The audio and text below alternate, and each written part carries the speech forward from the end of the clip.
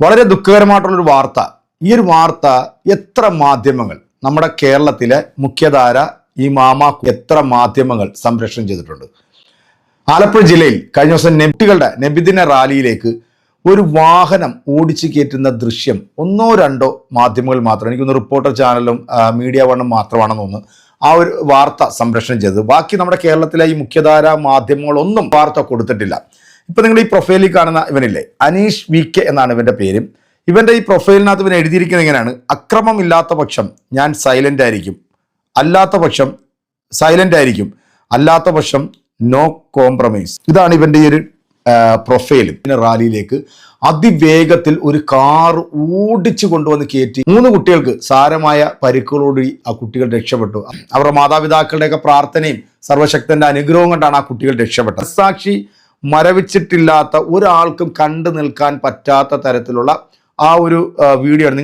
സുഹൃത്തുക്കളെ, ഈ video maximum എല്ലാവരും ഷെയർ ചെയ്യുക. ആലപ്പുഴ ജില്ലയിലെ കൊല്ലകടവ് മുസ്ലിം ജമാഅത്ത് നബിദിനാഘോഷത്തോടനുബന്ധിച്ച് സംഘടിപ്പിച്ച മദ്രസ വിദ്യാർത്ഥികളുടെ ഘോഷയാത്രയിലൂടെ ഒരു കാറ് പാഞ്ഞു പോകുന്ന കാഴ്ചയാണ് നിങ്ങൾ കാണുന്നത്. KL 41P 2757 എന്ന് പറയുന്ന ഒരു കാറാണ് കുട്ടികളുടെ ഇടയിലൂടെ പാഞ്ഞു പോയത്. സംഭവത്തിൽ ഒരു കുട്ടിക്ക് പരിക്കേറ്റിട്ടുണ്ട്. ഇവന്മാരെ പിടിക്കുന്നതുവരെ മാക്സിമം എല്ലാവരും വീഡിയോ ഷെയർ ചെയ്യുക.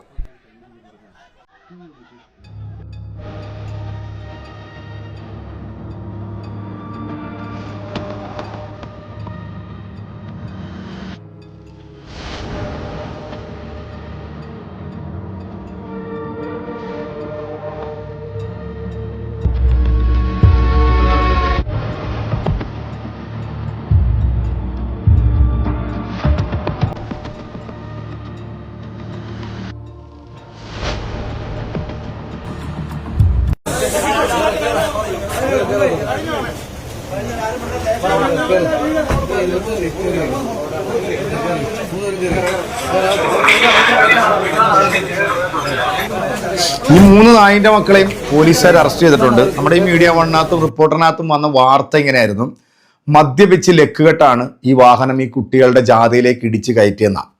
ഒരൊറ്റ കാര്യം ഞാനൊന്ന് ചോദിക്കാം.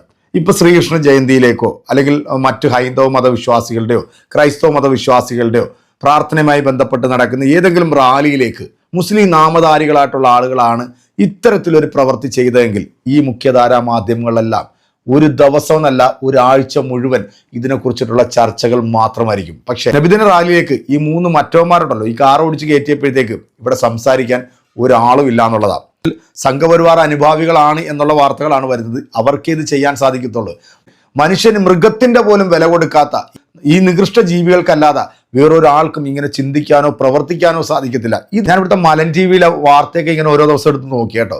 നോക്കിയപ്പം ഒരു വാർത്ത എൻ്റെ ശ്രദ്ധയിൽപ്പെട്ടു. എൻ്റെ പ്രിയപ്പെട്ട പ്രേക്ഷകരെ, നിങ്ങളതൊന്ന് കേട്ട് നോക്കിയിട്ട് നമുക്ക് ഇതിനുള്ള മറുപടി കൊടുക്കാം.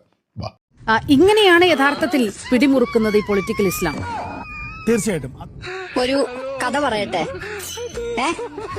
ഒരിടത്തൊരു യുവതി സന്തോഷത്തോടുകൂടി ജീവിച്ചിരുന്നു.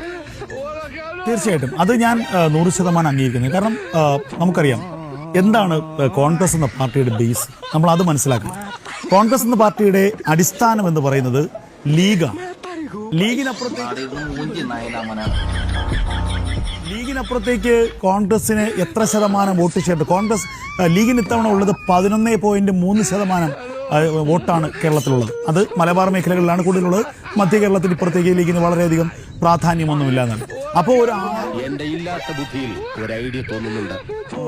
പറഞ്ഞ ഈ 6-7 ജില്ലകളിൽ 11.3% വോട്ട് എന്ന് പറഞ്ഞാൽ ഏത് സ്ഥാനാർത്ഥിയെ വിജയിപ്പിക്കാനും ഏത് സ്ഥാനാർത്ഥിയെ പരാജയപ്പെടുത്താനും ലീഗിന് അല്ലെങ്കിൽ മുസ്ലിം വോട്ടുകൾക്ക് കഴിവുണ്ട് എന്ന തിരിച്ചറിവാണ് കോൺഗ്രസിന്റെ ഏറ്റവും വലിയ അവരുടെ കരുത്തെന്ന് പറയുന്നത്. ഞാൻ പറയുന്നത് അങ്ങനെയാണ് സംഗതികളുടെ കിടപ്പ്. കഴിഞ്ഞ തെരഞ്ഞെടുപ്പ് സംഭവിച്ചെന്താ? 21-ൽ മുസ്ലിം വോട്ടുകൾ വിഭജിച്ചു. ഇടതുപക്ഷത്തിലേക്കും കോൺഗ്രസിനും അല്ലെങ്കിൽ UDF-നുമായി അത് സ്പ്ലിറ്റായി. ഈ തെരഞ്ഞെടുപ്പിൽ സംഭവിച്ചെന്താണ്? ഇനി ഒരു 5 വർഷം കൂടി നമുക്കിങ്ങനെ ഇരിക്കാൻ കഴിയില്ല. നമുക്ക് പച്ചപ്പരവതാനി ഒരുക്കുന്ന, നമുക്ക് തണലൊരുക്കുന്ന ഒരു സംവിധാനം കേരളത്തിൽ അധികാരത്തിൽ വരണമെന്ന് കേരളത്തിലെ അല്ലെങ്കിൽ വടക്കൻ മേഖലയിലെ മുസ്ലിങ്ങൾ, അതുപോലെ ലീഗ്, അതുപോലെ Jamaat-e Islami, SDPI, welfare party, അങ്ങനെയുള്ള പലരും ചിന്തിച്ചിരിക്കാം, ചിന്തിച്ചിട്ടുണ്ട്, ചിന്തിച്ചിട്ടുണ്ട്. അപ്പോൾ ഒരു ഏകീകരണമുണ്ട്. ആ ഏകീകരണം എന്ന് പറയുന്നത് വളരെയധികം അപകടകരമായ ഒരു കാര്യമാണെന്നതിൽ ഒരു തർക്കവും വേണ്ട. പക്ഷെ ഞാൻ തിരിച്ചു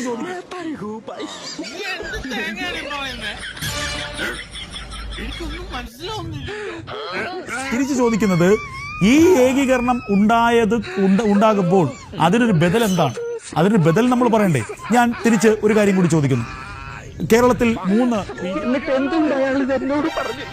BJP MLA-മാരുണ്ടായി. എന്തുകൊണ്ട് തൃശ്ശൂർ വിജയിച്ചില്ല?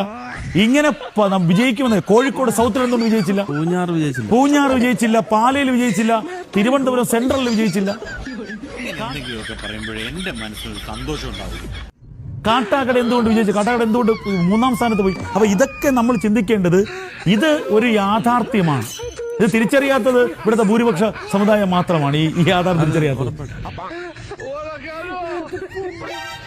ഒന്ന് ഇറങ്ങി പോടാ മരവാണമേ. എന്തുകൊണ്ട് തിരുവനന്തപുരം സെൻട്രലിൽ വിജയിച്ചില്ല, കോഴിക്കോട് വിജയിച്ചില്ല, പൂഞ്ഞാറിൽ വിജയിച്ചില്ല? ഇതിനൊരൊറ്റ ഉത്തരവേ ഉള്ളൂ.